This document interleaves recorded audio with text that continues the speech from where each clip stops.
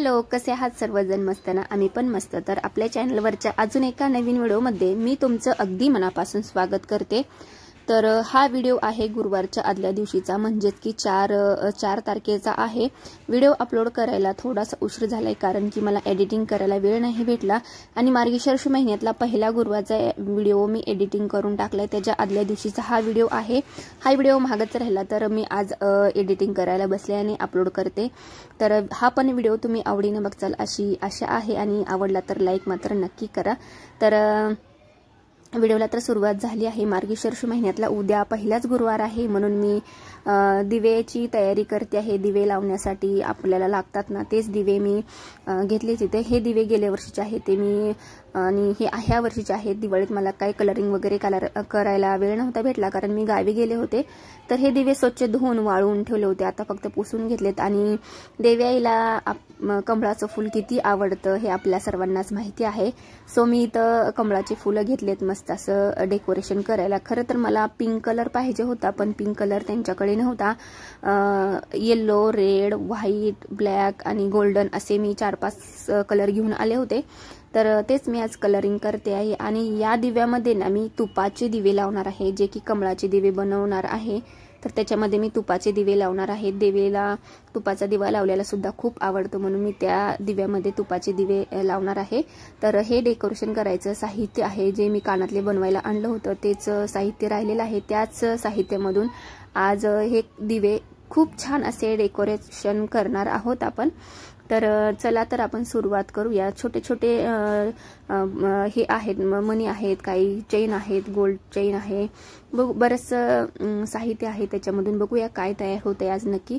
तर मी छान असे कमळाच्या फुलाचा पहिला दिवा तयार करते आहे. मस्त असा रेड कलर देऊन घेते आहे आणि हा कलर सुकल्यानंतर परत लगेच याच्यावरती परत रेडच कलर देणार आहे. म्हणजे एका पंतीला मी 2 वेळेस कलर देणार आहे, जेणेकरून कलर व्यवस्थित बसेल आणि आपली पंती व्यवस्थित फिनिशिंग वगैरे खूप छान दिसेल आणि कलर सुद्धा खूप छान दिसेल आणि शाईन सुद्धा खूप छान येईल अशा हिशोबाने.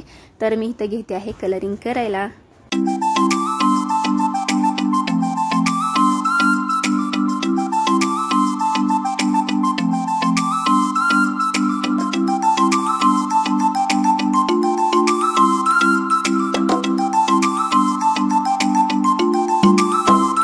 हे बघा, आपले दोन्ही दिव्यांना मी छान असा रेड कलर लावून घेतलाय. आता त्याला खाली पानांना ग्रीन कलर लावून घ्यायचा आहे. तर इथं ग्रीन कलर सुद्धा मी 2 वेळेस लावून घेणार आहे, जेणेकरून आपला दिवा एकदम सुंदर दिसेल.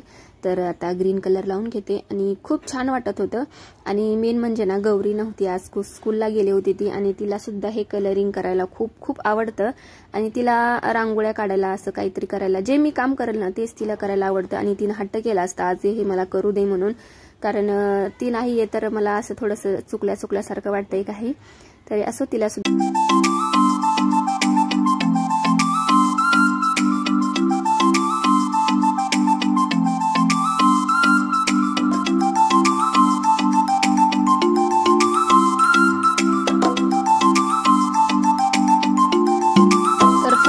मस्त असा लाल कलर देऊन दिलाय. तर आता द्यायचा आहे त्याच्या पानांना मस्त असा हिरवा कलर. तर हिरवा कलर ते पहिला देऊन घेते. जसं फुलाला 2 वेळेस दिलाय ना लाल कलर, तसाच पानांना सुद्धा हिरवा कलर मी 2 वेळेस देणार आहे, जेणेकरून आपलं फूल एकदम छान दिसलं पाहिजे. तर ना मला देवी यायचे मुकुट आहेत माझ्याकडे 2, ते सुद्धा मला असे छान सजवायचे आहेत. त्याच्यासाठी मी साहित्य सुद्धा आणले. तर या गुरुवारी तर ते काही शक्य नाही होणार कारण उद्याच गुरुवार आहे आणि हेच दिव्याचंच काम अजून झालं नाही, तर ते मुखवट्याला सुद्धा खूप वेळ जातो. मी साहित्य आणलंय तर अजून 3 गुरुवार आहे. विचार करते आहे की नवीन मुकुट आणून त्याला डेकोरेशन करू, की जे माझ्याकडे 2 मुकुट आहेत त्यांना करू. कारण जे माझ्याकडे आहेत मुखवटे ते जरासे साईज छोटी आहे आणि वस्त्राची साईज आहे ती मोठी आहे. तर कायच करू, काही समजे नाही का, वस्त्रच छोटी घेऊ आणि हायत्या मुखवट्यांना मी छान असं सजू. मला ते काही सुचे नाही, बघू जोपर्यंत कळेलच आता 2-3 गुरुवारमध्ये. तर घ्यायची इच्छा तर आहे, एखादा मुखवटा मी घेईन अशी. तर बघूया काय होतंय. तर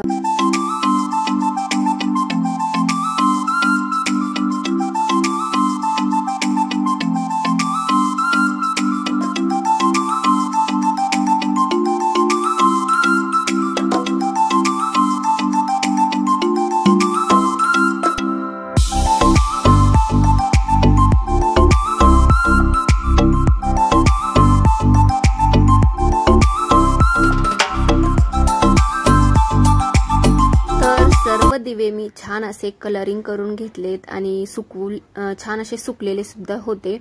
तर हे बघा असे दिसतात आपले दिवे। तर आता कमळाच्या फुलांना छान सुकले होते तर म्हणलं की आपण डेकोरेशनला सुरुवात करूया। तर गोल्डन कलरची बॉल चेन घेतले, अगदी छोट्या साईज मधले चेन आहे ती, आणि फेविकॉल लावून छान असं लावून घेत होते। खूप त्रास झाला मला ते, कारण लहान साईजची चेन असल्यामुळे ना व्यवस्थित त्याच्यावर बसतच नव्हती।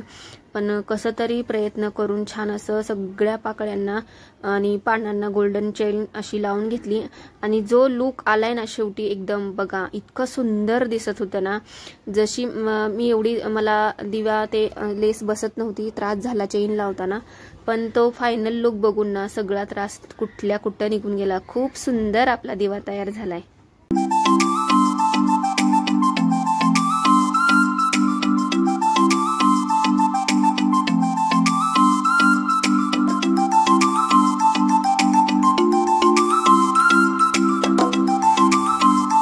तर हे बघा आपले दिवे किती सुंदर सुंदर दिसतात। तर मला तर खूप आवडले, आणि तुम्हाला कसे वाटले कमेंट करून नक्की सांगा। तर दुसऱ्या 2 पिवळ्या कलरचे दिवे होते, त्या पानांना फक्त गोल्डन चेन लावून घेतली आणि पाकळ्यांना जे लाल कलरचे ना डॉट देऊन घेतलेत, आणि ते सुद्धा इतके सुंदर दिसतात।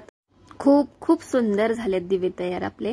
आणि जे सनफ्लावरचे होते ते मोठे दिवे, त्यांना काय केलं, खाली तर मी पिवळा कलर दिला होता, तर त्याला थोडीशी गोल्डनची एक आउटलाईन काढून घेतली, आणि वरती ना जे व्हाईट कलर आणि गोल्डन कलरचे डॉट देऊन घेतलेत, आणि ते सुद्धा इतके सुंदर दिसत होते ना। खूप सुंदर, मला खूप आवडले बघा ना।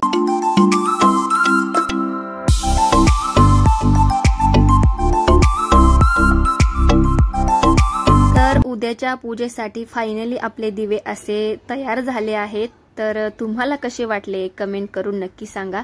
तर आजचा व्हिडिओ छोटासा झालाय, पण तुम्हाला नक्कीच आवडेल असे अपेक्षा करते। तर व्हिडिओ आवडला तर लाईक सबस्क्राईब करायला तेवढं विसरू नका। भेटूया उद्याच्या नवीन व्हिडिओमध्ये, तोपर्यंत सर्वांना बाय बाय आणि श्री स्वामी समर्थ।